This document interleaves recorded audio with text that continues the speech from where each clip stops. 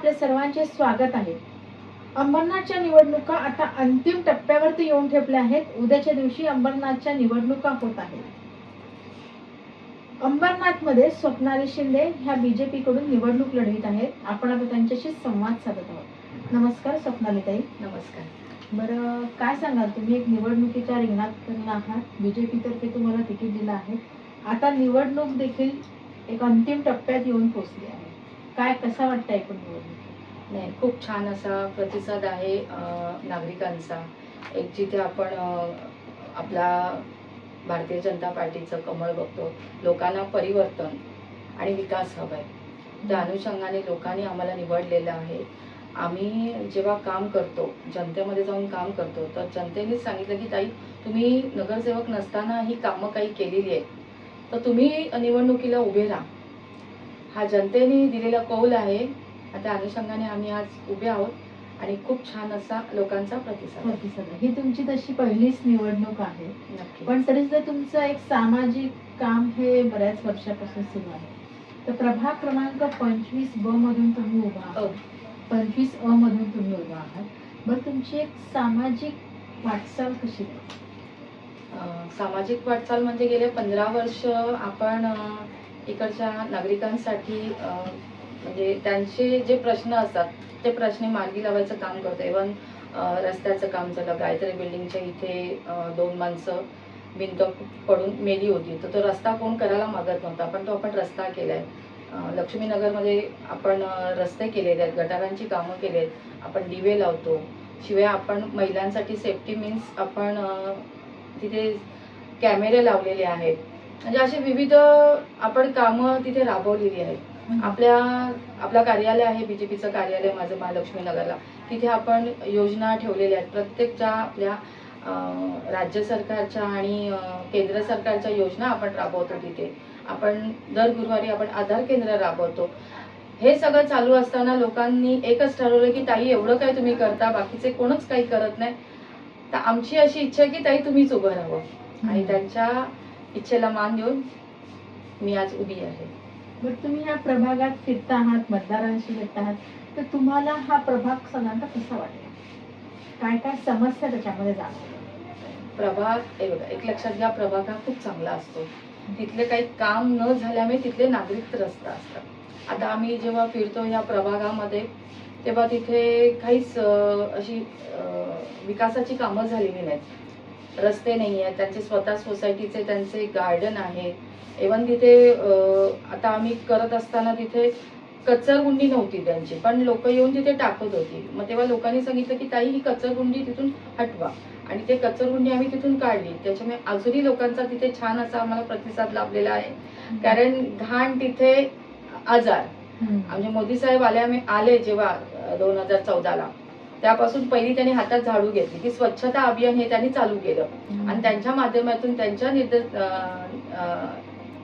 त्यांच्या माध्यमातून आम्ही तो राबवतो इथे स्वच्छता अभियान। आता स्वच्छता अभियान हे तर आहेच, पण त्याच्याच बरोबर गटार, पायवाटा, स्ट्रीट लाईट्स, ह्या सगळ्यांचा पण तुमच्या प्रभागात थोडासा अभाव जाणवतो। ह्याबाबत आपण काय सांगाल? 100% कमीच आहेत या गोष्टी। तर आपण असं आता कॅमेरे आपण आणलेत आहेत आणि ते कॅमेरे लावण्याची आपण सुरुवात करतोय। स्ट्रीट लाईट पण बऱ्याच ठिकाणी मी बघते, तर त्या कमी प्रमाणात वॉर्डामध्ये लागलेल्या आहेत, तर 100% ते लावण्याचा आपण प्रयत्न करतोय। बरं, तुमचं पुढचं विजन काय असणार आहे, किंवा आता सध्याचं पर्व हे विकासाचं आहे, विकासाच्या दृष्टीने पाऊलवाट करण्यासाठी, किंवा इव्हन म्हणजे प्रभागाचा विकास झाला की आपोआपच देशाचा, शहराचा विकास होतो, तर त्या दृष्टीने आपल्याला आपला प्रभाग जास्तीत जास्त विकसित कसा करता येईल? 100% प्रश्न चांगला आहे तुमचा। आता आम्ही जेव्हा फिरतो, जो पट्टा आहे गणपती मंदिरचा, तर तिथे चेंबर वगैरे अतिशय वाहत असतात, अतिशय ह्याच्यामध्ये आहेत। तर तो पहिला जर हे केलं तर तिथे नागरिकांना त्याचा चांगलाच फायदा होईल आणि आरोग्याच्या रीतीने त्यांना ते चांगलं होईल। आणि गटाराचा विषय वगैरे झाला तर काही काही गटारं आहेत अजून, तर ती तडीस नेण्याचं काम आमचं आता आम्ही लगेच करणार आहोत। हो, 100%। आता इथल्या मतदारांनी तुम्हालाच निवडून द्यावं असं तुम्हाला काय वाटतं? कारण आपण 100% नागरिकांची कामं केली आहेत. लोकांनीच सांगितले की ताई तुम्ही उभ्या राहा. कारण आपल्याकडे कोणतंही पद नसताना, आपण नगरसेवक नसताना, नगरसेवक जो करत नाही त्याच्यावरची कामं केली. इव्हन सांगायचं झालं तर करोनाचा काळ हा सगळ्यांसाठीच भीतीदायक होता. अक्षरशः जे मोठे मोठे मान्यवर होते ते सगळे पळून गेले. पण त्या करोनाच्या काळामध्ये आपण घरोघरी जाऊन आपण आयुर्वेदिकच्या गोळ्या, मास्क, आपण इव्हन त्यांना दोन्ही लस दिलेल्या आहेत. आपण तापाचा दवाखाना आणलेला आहे. जेव्हा ते पेशंट जे घर पेशंट आहे त्याच्यामध्ये तेव्हा ते गेले रुग्णालयामध्ये तर तेव्हा ते घर सॅनिटायझर करणं म्हणजे तेव्हापासून आपण हे काम करत करत करत लोकांचे जे प्रश्न आहेत ते आपण सोडवण्याचा 100% प्रयत्न केलेला आहे. बरं, किती विश्वास वाटतो आहे तिथल्या मतदारांनी? 100% हो. 100% विश्वास आहे. कारण अजूनपर्यंत लोक म्हणतात की अशी नारी आमच्याकडे आली नाही आणि ही नारी आम्हाला लाभली. ते म्हणतात की एक नारी सबसे भारी आणि ना खाऊंगी ना खाने दूंगी, जिसने खाया है इसका हिसाब लूंगी. हे करुंजुले मॅडमचं 100% आहे. कारण आमच्या त्या नगराध्यक्षच होणार 100%. त्यांचं जे ब्रीद वाक्य आहे तेच आम्ही घेऊन चाललेलो आहोत. आणि ह्या 25 प्रभागाचा जो आम्हाला विकास करायचा आहे त्याच्याबरोबरच आमच्या मॅडमनी तर असं हे केलंय की पूर्ण अंबरनाथचा विकास. मग अंबरनाथमध्ये आमचं वॉर्ड क्रमांक 25 सुद्धा आलेला आहे. बरं, आता 20 डिसेंबर रोजी मतदान होत आहे. तुम्ही मतदारांना काय आव्हान कराल? मतदारांना मी एवढंच सांगेन की मतदार हे संविधानामधला आपला हक्क आहे. तर शनिवारी 20 तारखेला आपली जी काही कामं आहेत ती सगळी बाजूला ठेवता आपण मतदारांनी 100% येऊन मतदान करावं. कारण मतदान ही लोकशाहीमधलंच एक आपला भाग आहे. जर तुम्ही मतदान करणार तर पुढे आपली विकासाची कामं होणार आहेत.